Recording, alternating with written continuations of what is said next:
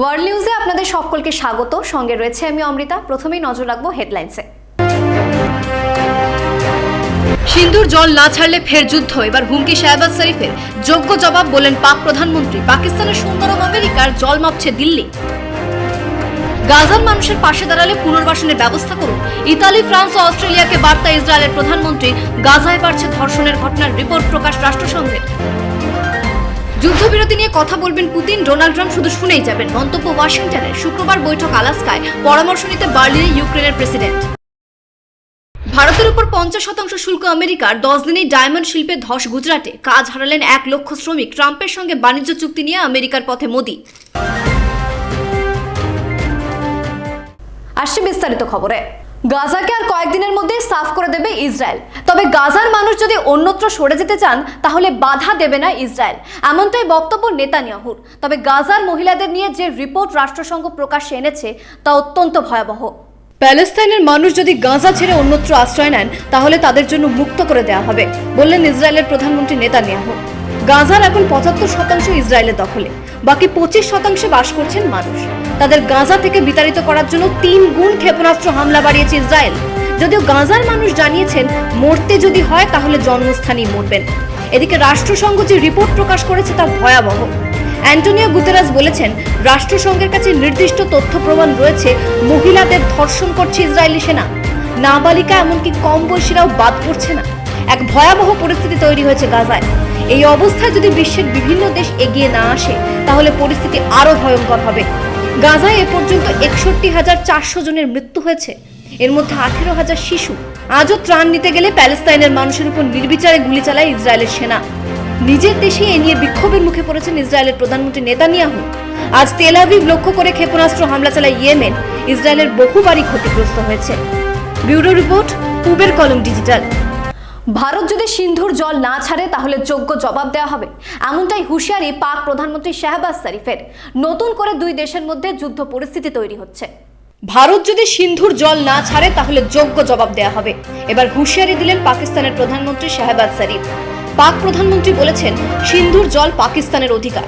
যদি ভারত জল না দেয় তাহলে এমন শিক্ষা দেওয়া হবে যা ভারত চিরকাল মনে রাখবে। গতকাল পাকিস্তানের মন্ত্রী বিলাওয়াল ভুট্টো হুঁশিয়ারি দিয়েছিলেন সিন্ধুর জল নিয়ে প্রয়োজনে ভারতের সঙ্গে যুদ্ধের জন্য তৈরি পাকিস্তান। আজ আমেরিকার মন্তব্যের পর পাকিস্তানের প্রধানমন্ত্রীর এই হুঁশিয়ারি। আমেরিকা জানিয়েছে ভারত ও পাকিস্তান উভয় দেশের সঙ্গে তাদের সুসম্পর্ক, তবে 2 দেশে মানবাধিকার যেন লঙ্ঘন না হয় সেদিকে রাষ্ট্রনায়কদের খেয়াল রাখতে হবে। আমেরিকা মনে করছে 2 দেশের সংখ্যালঘুদের উপর নিপীড়ন চলছে, তার তথ্য প্রমাণও দিয়েছে আমেরিকা। আমেরিকার রিপোর্টে বলা হয়েছে মানবাধিকার লঙ্ঘনের বিষয়ে ভারত ন্যূনতম ব্যবস্থা নিয়েছে। পাকিস্তান ব্যবস্থা নিয়েছে ঠিকই, তবে তা বেশ কম। বাংলাদেশে মানবাধিকার লঙ্ঘন নিয়ে সবচেয়ে বেশি সরব হয়েছে আমেরিকা। আমেরিকার রিপোর্টে পাকিস্তানের উপর অনেকটাই সুর নরম করা হয়েছে। কয়েকদিন আগে পাকিস্তানের ফিল্ড মার্শাল আমেরিকায় গিয়ে ভারতকে হুমকি দিয়েছিলেন। প্রশাসন সূত্রে খবর আমেরিকার সঙ্গে মুনিরের আলোচনা হয়েছে সিন্ধু জলবন্টন চুক্তি নিয়েও। এরপরই চাপ বাড়িয়েছেন বিলাওয়াল ও শাহবাজ শরীফ। এই পরিস্থিতির মধ্যে আগামী মাসে আমেরিকা যাচ্ছেন প্রধানমন্ত্রী নরেন্দ্র মোদী। মার্কিন প্রেসিডেন্ট ডোনাল্ড ট্রাম্পের সঙ্গে তিনি আলোচনায় বসবেন। সেখানে বাণিজ্য চুক্তি নিয়ে দীর্ঘ আলোচনা হবে। ভারতের উপর 50% শুল্ক বসানোয় চামড়াজাত শিল্পের সবচেয়ে বেশি ক্ষতি ভারতের। ব্যুরো রিপোর্ট, পূবের কলম ডিজিটাল। ফ্রান্স, ইটালি, অস্ট্রেলিয়াকে হুমকি দিল ইসরায়েল। তবে মার্কিন পপ গায়িকা ম্যাডোনার বক্তব্য, যেভাবে গাজায় এত শিশুর মৃত্যু হচ্ছে তা অত্যন্ত উদ্বেগজনক। গাজায় গিয়ে সাধারণ মানুষের পাশে দাঁড়ান। যেভাবে শিশুদের নির্বিচারে হত্যা করা হচ্ছে তা চোখে দেখা যাচ্ছে না। আমি যেহেতু একজন মা তাই আমি জানি চোখের সামনে শিশুর মৃত্যু হলে কি মানসিক অবস্থা তৈরি হয়, বললেন মার্কিন পপ গায়িকা ম্যাডোনা। পোপ লিওকে তিনি অনুরোধ করেছেন গাজায় যাওয়ার জন্য। যুদ্ধ বন্ধের জন্য ইসরায়েলকেও অনুরোধ করেছিলেন পোপ লিও, কিন্তু সেই অনুরোধে কান দেয়নি ইসরায়েল। বরং আজ ইসরায়েলের প্রধানমন্ত্রী জানিয়েছেন গাজার মানুষের প্রতি যদি কোনো দেশের এত দরদ থাকে তাহলে সেই দেশ যেন গাজার মানুষের জন্য পুনর্বাসনের রাস্তা তৈরি রাখে। ইসরায়েল গাজাকে মানব শূন্য করতে চায়। ইসরায়েল প্যালেস্তাইন যুদ্ধের আজ ভারতীয় সংসদেও এসে পড়ল। কংগ্রেস নেত্রী প্রিয়াঙ্কা গান্ধী কয়েকদিন আগে লোকসভায় বলেছিলেন গাজায় 18,000 শিশুকে হত্যা করা হয়েছে, অথচ ভারত এই নিয়ে চুপ। ভারতের প্রধানমন্ত্রীর সঙ্গে ইসরায়েলের প্রধানমন্ত্রীর সুসম্পর্ক রয়েছে, তা সত্ত্বেও কেন মুখ খুলছেন না মোদি? প্রিয়াঙ্কার এই মন্তব্যের পর ভারতের ইসরায়েলি রাষ্ট্রদূত রিউভেন আজহার বলেছেন, প্রিয়াঙ্কা গান্ধীর মন্তব্য সত্য নয়। হামাস নেতারা লুকিয়ে রয়েছে সাধারণ মানুষের ছদ্মবেশে। 25,000 হামাস নেতাকর্মীকে খুন করা হয়েছে। তাদের খুন করতে গিয়ে বাকিদের প্রাণ গেছে। যদিও প্রিয়াঙ্কা গান্ধী প্রশ্ন করেছিলেন, কেন এত শিশুকে হত্যা করা হলো, সে প্রশ্নের উত্তর দেয়নি ইসরায়েলি রাষ্ট্রদূত। তবে কংগ্রেস ইসরায়েলি রাষ্ট্রদূতকে কড়া প্রতিক্রিয়া জানিয়েছে। ভারতের একজন জনপ্রতিনিধিকে যে ভাষায় আক্রমণ করা হয়েছে তা কূটনৈতিক সম্পর্ক খেলাপ করেছে। ইসরায়েলি রাষ্ট্রদূত যেন যে কোনো মন্তব্য করার আগে একবার কূটনৈতিক সম্পর্কের কথা ভাবেন। যদিও কংগ্রেস মনে করছে এটা বিজেপির এক ধরনের চাল। ইসরায়েলি রাষ্ট্রদূতকে দিয়ে এ ধরনের মন্তব্য করানো হয়েছে। ব্যুরো রিপোর্ট, পূবের কলম ডিজিটাল। শুক্রবার আলাস্কায় বৈঠক রয়েছে ট্রাম্প এবং পুতিনের। ওয়াশিংটন বিবৃতি জারি করে জানিয়েছে, সেই বৈঠকে ট্রাম্প শুধুই শুনবেন এবং পুতিন বলবেন। তবে যুদ্ধ বন্ধ না হওয়া নিয়ে নতুন করে সংশয় দেখা দিয়েছে। রাশিয়া আমেরিকা আলোচনায় পুতিন শুধু বলবেন আর তা শুনবেন ডোনাল্ড ট্রাম্প, জানালো হোয়াইট হাউস। হোয়াইট হাউসের মুখপাত্র জানিয়েছেন, ইউক্রেনকে এই আলোচনায় ডাকা হচ্ছে না, কেবলমাত্র ট্রাম্প ও পুতিনের মধ্যে বৈঠক হবে। আশা করি সেই বৈঠকের পর রাশিয়া ইউক্রেন যুদ্ধ শেষ হবে। আগামী শুক্রবার আলাস্কায় এই বৈঠক হয়েছে। ভবিষ্যতে রাশিয়ায় যেতে পারেন মার্কিন প্রেসিডেন্ট ডোনাল্ড ট্রাম্প, জানিয়ে দিল ওয়াশিংটন। ইউক্রেনের প্রেসিডেন্ট জেলেনস্কি এই বৈঠকের আগে বার্লিনে গেলেন। জার্মানির চ্যান্সেলরের সঙ্গে কথা বলবেন তিনি।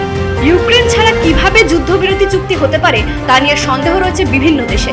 তবে মার্কিন প্রেসিডেন্ট ডোনাল্ড ট্রাম্প বলেছেন, 3.5 বছর ধরে দুদেশের মধ্যে যুদ্ধ চলছে, কেবলমাত্র কয়েকটা এলাকার দখল নিয়ে। দু দেশকেই কিছু না কিছু স্বার্থ ছাড়তে হবে। দু দেশের মধ্যে বেশ কিছু এলাকার বিনিময় হতে পারে, নতুবা এই যুদ্ধ বন্ধ করা সম্ভব হবে না। ওয়াশিংটন জানিয়েছে, ইউক্রেন রাশিয়া যুদ্ধ বন্ধ করার জন্য সব ধরনের চেষ্টা চালাচ্ছে মার্কিন president Donald Trump. White house জানিয়েছে, ইউক্রেনের প্রেসিডেন্ট জার্মানিতে গেলে সেখানে থাকবেন মার্কিন যুক্তরাষ্ট্রের দুদে কূটনীতিকরা। তারাই ডোনাল্ড ট্রাম্পের সঙ্গে যোগাযোগ রাখবেন। ইউক্রেনের ডনেটস্ক, জাপোরিজিয়া, খেরসন, লুহানেস্ক নিয়ে বিবাদ রাশিয়ার ইউক্রেনের মধ্যে। ডনেটস্কের 30% এখন রাশিয়ার দখলে। এই 4 অঞ্চলের দখল রাশিয়ার হাতে থাকবে বলে প্রস্তাব দিয়েছেন পুতিন। যদিও গতকালই জেলেনস্কি সেই প্রস্তাব প্রত্যাখ্যান করেছেন।